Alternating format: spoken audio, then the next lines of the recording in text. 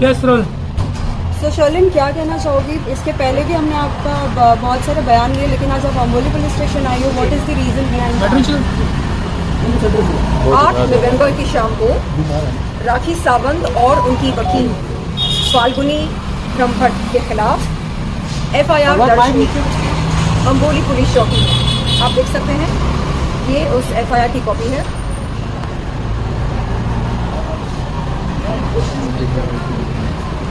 धाराएं देख सकते हैं आप। 354A, IPC 500, IPC 504, IPC 506, IPC 509, IT Act 67A। आपको मैं बता दूं कि इन धाराओं में से कॉग्निजेबल कौन सी धाराएं हैं? IPC 354A ये कॉग्निजेबल है। मैम आज पुलिस स्टेशन में आए क्या अपना? 509 ये कॉग्निजेबल है और IT Act 67A ये भी कॉग्निजेबल है। इसका मतलब क्या है? इस धारा का मतलब क्या है?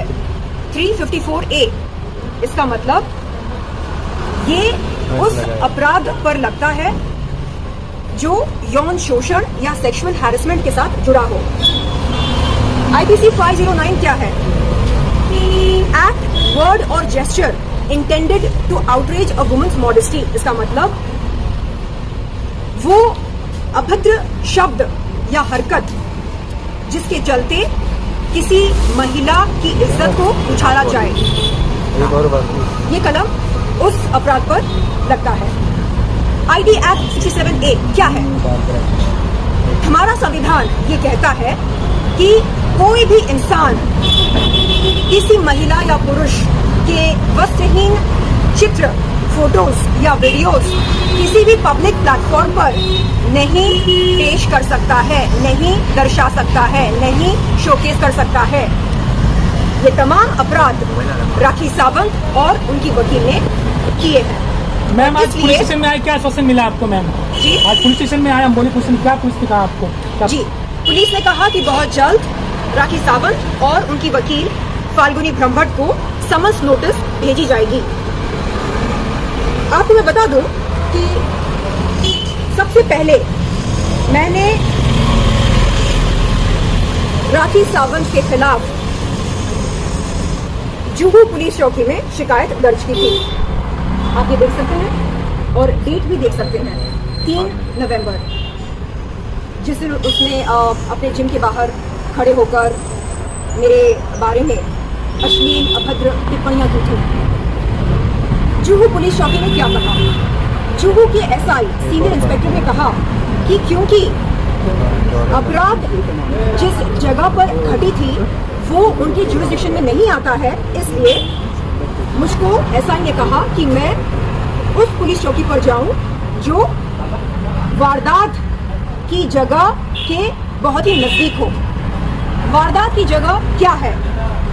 फिटनेस फर्स्ट, ये वो जिम है जिसके बाहर राखी सावंत ने मेरे बारे में अश्लील अभद्र टिप्पणियां की और मेरे वस्त्रहीन फोटोज और वीडियोस तमाम मीडिया वालों को बुला बुलाकर दिखाया। तो मैंने क्या किया? जुहू पुलिस चौकी से निकलकर मैं गई ओशिवारा पुलिस चौकी में। वहां पर उस समय SI मौजूद नहीं थे, तो मेरी बातचीत हुई रजनी मैम से, जो PI है, पुलिस इंस्पेक्टर। रजनी मैम ने मुझे समय दिया और मेरी शिकायत सुनी और शिकायत में जो धाराओं का जिक्र हुआ है उन्होंने कहा कि वो धाराएं एकदम सही बैठती हैं और वो मेरी शिकायत लेने ही वाली थी कि अचानक उन्हें एहसास हुआ कि fitness first gym Oshiwara jurisdiction में नहीं आता है। तो उन्होंने मुझसे कहा कि मैं अम्बोली पुलिस चौकी पर आऊं। मैं यहाँ पर आई और मैं धन्यवाद देती हूँ अम्बोली पुलिस चौकी को, जो उन्होंने मेरी शिकायत स्वीकार की, मेरा बयान लिया और सबूतों को अच्छी तरह से वेरीफाई किया, जांच पड़ताल की सबूतों की। उसके बाद FIR दर्ज किया राखी सावंत और उनके वकील फाल्गुनी ब्रह्मभट्ट के खिलाफ। मैम कल रात से आपके खिलाफ ओशिवारा पुलिस में शिकायत दर्ज की गई थी, क्या कहना चाहते हैं? एग्जैक्टली, आपने बहुत ही सही सवाल पूछा और अच्छा सवाल पूछा। कल रातों रात राखी सावंत और उनकी वकील फाल्गुनी ब्रह्मभट्ट ने मेरे खिलाफ एक काउंटर एफआईआर दर्ज कराया। कहाँ? ओशिवरा पुलिस चौकी में। मैं यहाँ से तत्काल ओशिवरा पुलिस चौकी जाने वाली हूँ। जब मैं वहां पर गई थी, आप देख सकते हैं, उन्होंने मेरी शिकायत की कॉपी स्वीकार की और कहा कि क्योंकि फिटनेस फर्स्ट जिम जहां पर अपराध घटी थी, वो जिम उनके जुरिस्डिक्शन में नहीं आता है, नहीं बैठता है, इसलिए उन्होंने मुझसे कहा कि मैं अंबोली पुलिस चौकी पर आऊं।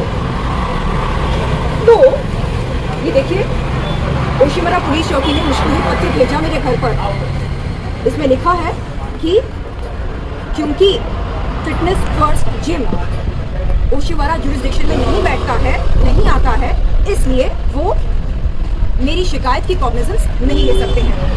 ये वो पत्र है जिसमें ये लिखा है। मैम, आप क्या चाहती है? राखी सावंत गिरफ्तार हो? अब तत्काल मैं जाने वाली हूँ ओशिवरा पुलिस चौकी। मैं जाकर वहां पर ये पूछने वाली हूँ कि रातों रात ऐसी क्या मजबूरी आ पड़ी उस पुलिस अधिकारी पर जिन्होंने मेरे खिलाफ एफआईआर दर्ज किया। मैं जानना चाहती हूँ कि क्या आईपीसी 500, आईपीसी 504, आईपीसी 506 क्या ये कॉग्निजेबल हैं, ये धाराएं? इसका जवाब है नहीं, ये नॉन कॉग्निजेबल हैं। अब बचा क्या उनके एफआईआर में? कौन सी धारा बचती है?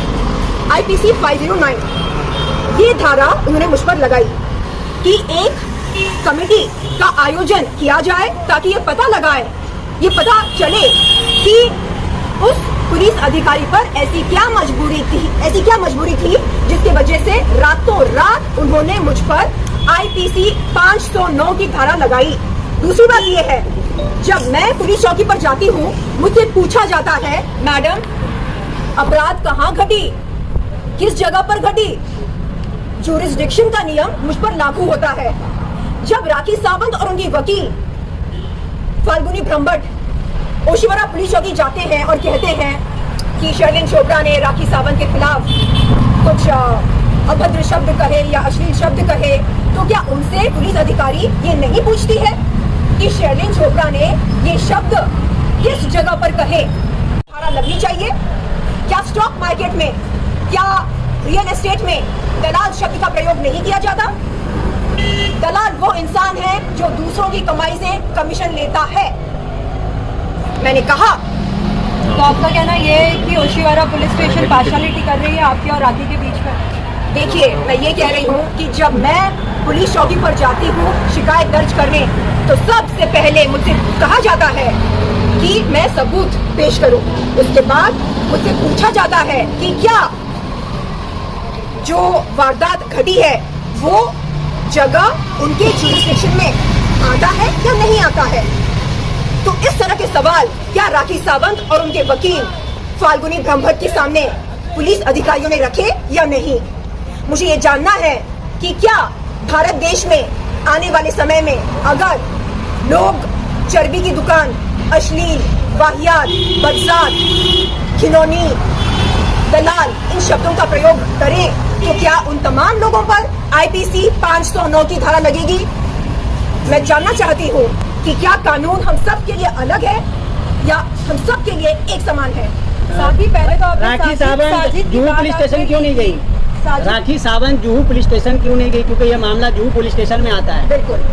देखिए, यहाँ पर एक सज्जन खड़े हैं जो कह रहे हैं कि राखी सावंत को अगर शिकायत करनी होती मेरे खिलाफ तो वो जुहू पुलिस चौकी जाती, लेकिन उसने ऐसा नहीं किया।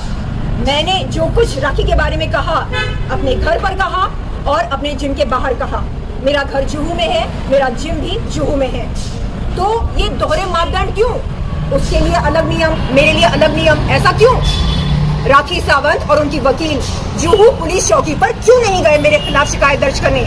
ओशिवरा पुलिस चौकी पर क्यों गए? और दूसरी बात, रातों रात मुझ पर आईपीसी 509 की धारा लगाने की क्या जरूरत थी? ऐसी क्या मजबूरी थी? क्या सबूतों की जांच पड़ताल हुई थी? हाँ या ना? ऐसी क्या मजबूरी थी? मुझे जानना है। मुद्दा स्टार्ट हुआ साजिद खान से। वेल, साजिद खान के बारे में पुलिस ने क्या कुछ कार्रवाई की है, और साथ ही आपका वीडियो जिस तरीके से राखी ने बताया, अब क्या कहना चाहेंगी जनता को? वाकई ये सच है या फिर ये वेबसाइट्स के ऊपर आपने भी कोई कार्रवाई की है?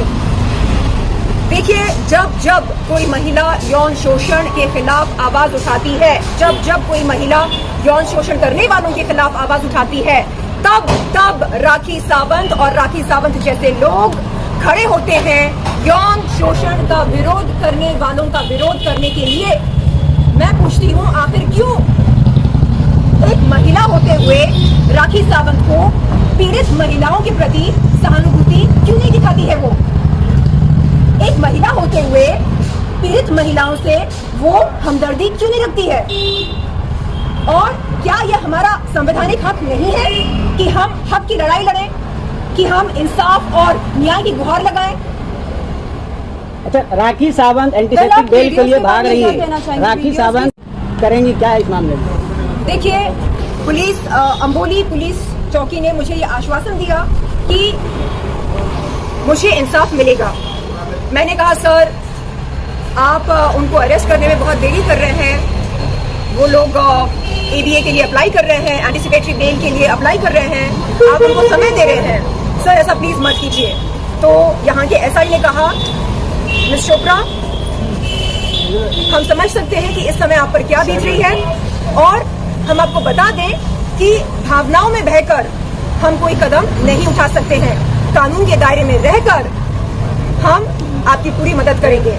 तो उन्होंने कहा कि जल्द से जल्द राखी सावंत और उनके वकील फाल्गुनी ब्रह्मभट्ट को समन्स नोटिस भेजी जाएगी।